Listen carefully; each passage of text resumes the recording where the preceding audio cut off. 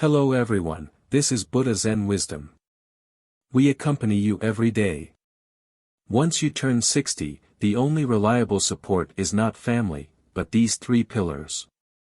Life is fleeting, like a galloping horse, passing in the blink of an eye. As time quietly crosses the threshold of 60 years, people often fall into reminiscence of the past and contemplation of the future. At this age, many begin to re-evaluate their lives, pondering what truly becomes the most reliable support in their later years. Traditionally, family is considered the strongest backing for the elderly. However, in modern society, with changes in family structures and social environments, this notion is gradually being challenged. In fact, once you turn 60, the only support you can rely on is not just family but also these three pillars. These pillars not only provide material and spiritual support for the elderly but also help them find new value and meaning in their later lives. The first pillar, a healthy body. Regardless of which stage of life one is in, health is the most important foundation. For those over 60, a healthy body is crucial for enjoying life in their later years. As one ages, bodily functions gradually decline, and various chronic diseases may arise. Thus, maintaining a healthy lifestyle, including a balanced diet, moderate exercise, and regular health checkups, becomes especially important. A healthy body means the ability to live independently and reduce reliance on others, as well as having more time and energy to enjoy the pleasures of life. Whether it's traveling, reading, or gathering with friends and family, a healthy physique is essential. Moreover, a healthy body enables the elderly to have greater resistance and resilience when facing illness and adversity. The second pillar, independent financial capability. Financial ability is an important guarantee for the elderly to maintain independence and dignity in their later lives.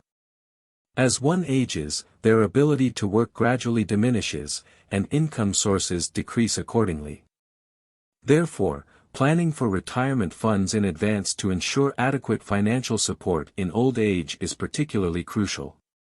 Independent financial capability means that the elderly can be self-sufficient, reducing the economic burden on their children, and it also allows them more choices and autonomy.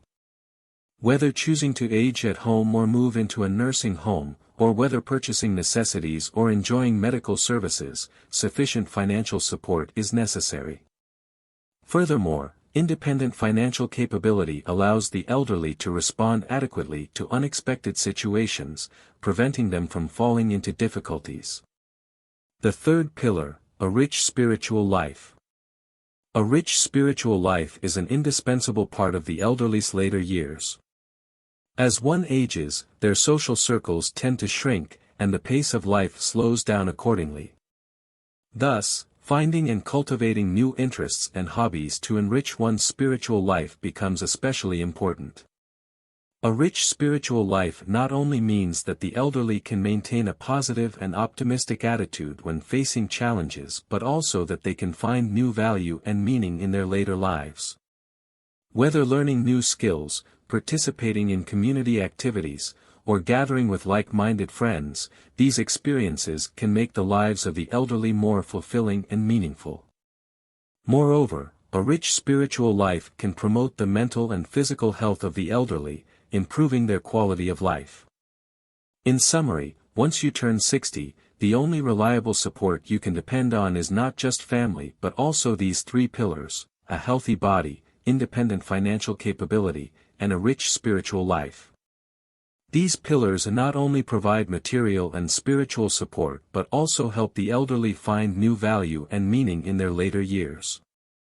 A healthy body is the foundation for enjoying life in old age. Independent financial capability is essential for maintaining independence and dignity, and a rich spiritual life is an indispensable part of later life.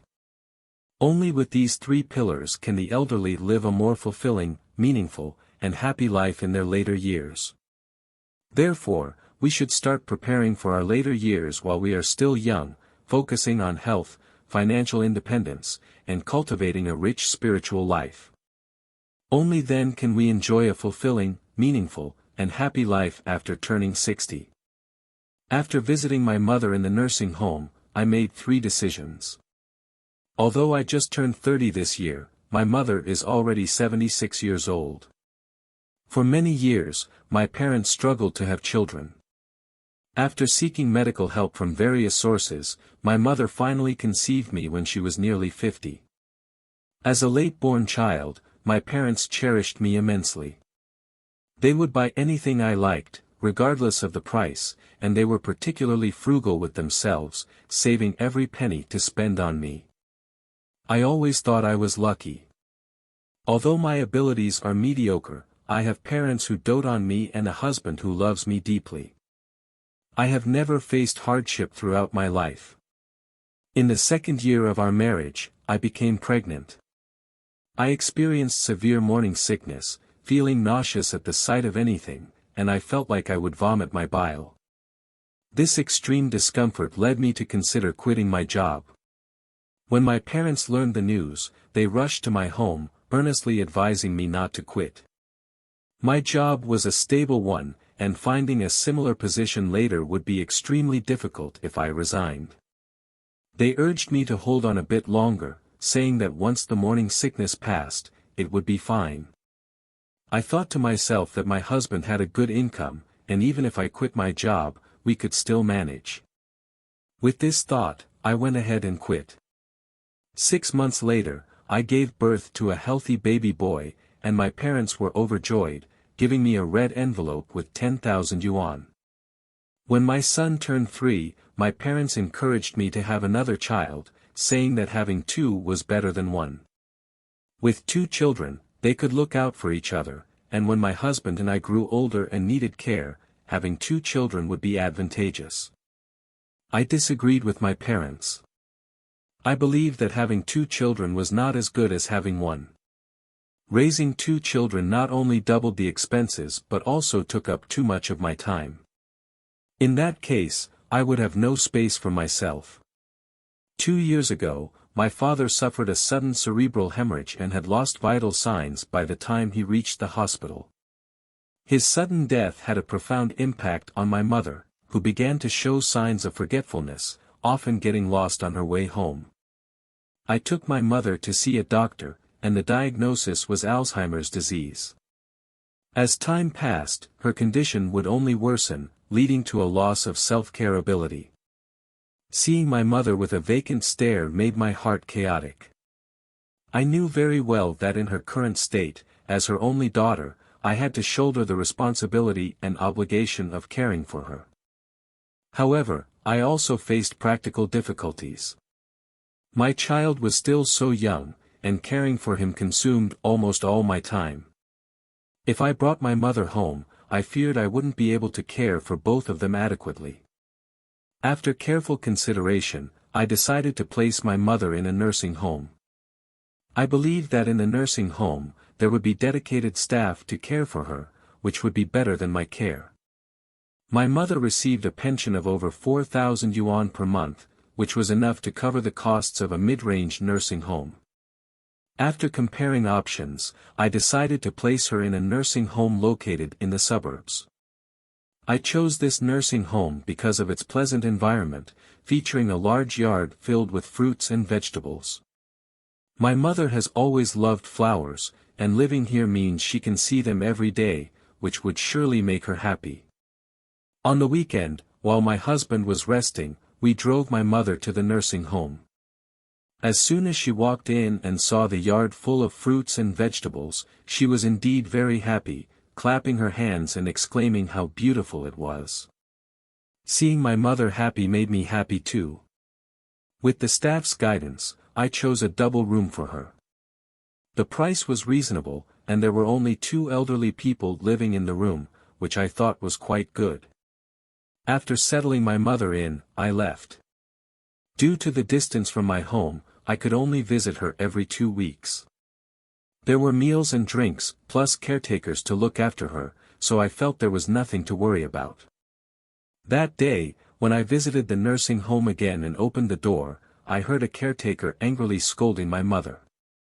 Seeing the caretaker's fierce demeanor shocked me, and I hid behind the door to observe the situation. When the caretaker yelled at my mother, she curled up in bed like a child who had made a mistake, trembling in fear.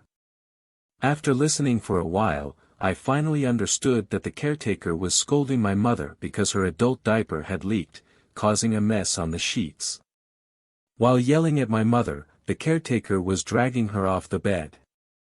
Just as it seemed my mother was about to fall to the ground, I rushed forward and grabbed the caretaker's hand, refusing to let her pull my mother. When the caretaker saw me, she froze for a moment upon seeing my angry expression and explained that the sheets were dirty and she needed to change them, which was why she was asking my mother to get off the bed. I told her she didn't need to explain, as I had seen everything. You scolded my mother and were yanking her. My mother is your elder, not a child. You should treat her with respect, not with anger. The caretaker was silent for a moment, looking down at my mother, who sat quietly on the bed with tears in her eyes, and sighed. After a few seconds of silence, she said, "You're right, but do you know that your mother is very disobedient? She's over 70 years old but is still as stubborn as a child." At that moment, I realized that my mother had been deeply affected by her Alzheimer's disease. I could only try to maintain a peaceful expression and smile.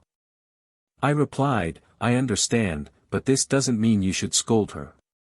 You can try to communicate with her, and if she doesn't listen, I can help you." The caretaker looked a little embarrassed but still nodded. After that, I made a decision. Even though the nursing home was not bad, I couldn't bear to let my mother be treated like this. I thought about my mother, who had raised me and devoted her whole life to me. Now, I needed to take care of her in return. I told the caretaker that I would take my mother back home. After she learned about my decision, she was very surprised and worried. She reminded me that taking care of someone with Alzheimer's was very labor-intensive. I also understood that while I could care for my mother, I would need to make some adjustments in my own life. My decision. After I made the decision to take my mother back home, I called my husband. I told him my thoughts, and he supported my decision. We agreed to hire a nurse to assist me in taking care of my mother. Although the expense would be considerable, it was still within our budget. After returning home, I began adjusting my daily schedule. Every day, I would accompany my mother on walks, help her with meals, and engage her in activities to stimulate her mind.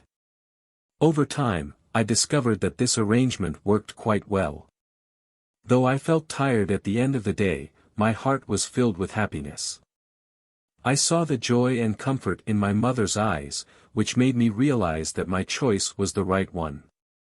Although there were many challenges, I felt that this was what I should do for her. I hoped my mother would enjoy her remaining years with dignity.